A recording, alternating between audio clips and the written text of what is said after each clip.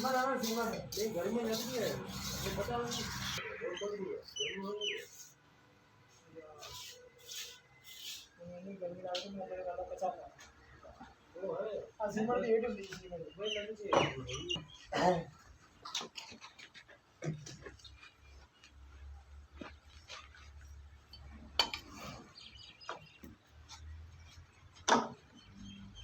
लेने कितने बना लेते हो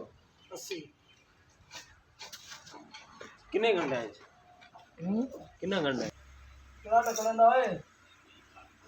चलो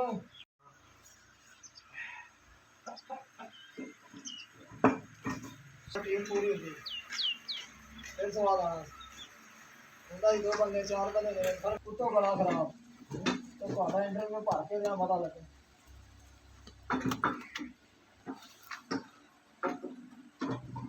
इंटरव्यू